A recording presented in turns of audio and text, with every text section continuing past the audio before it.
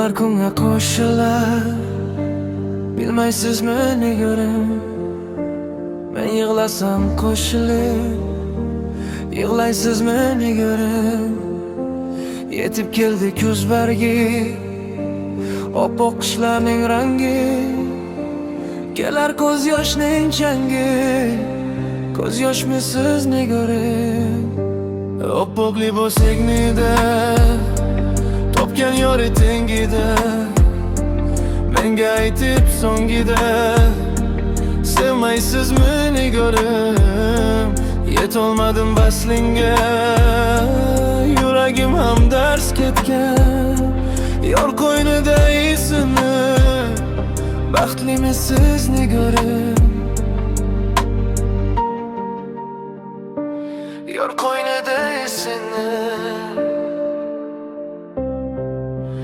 baxtlimisiz nigorim. Ko'nglingga yo'l topgandir, yoki baxti chopgandir.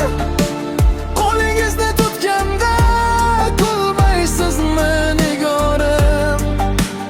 Yig'laman bo'lmang kafan, ketaman-da uzoqqa.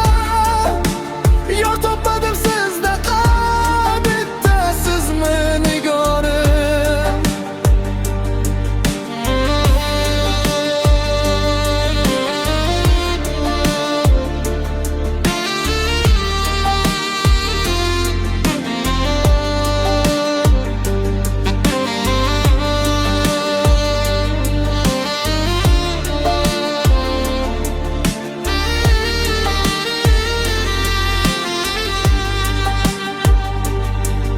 Ko'rmayman sizni, farishtadek gul yuzni.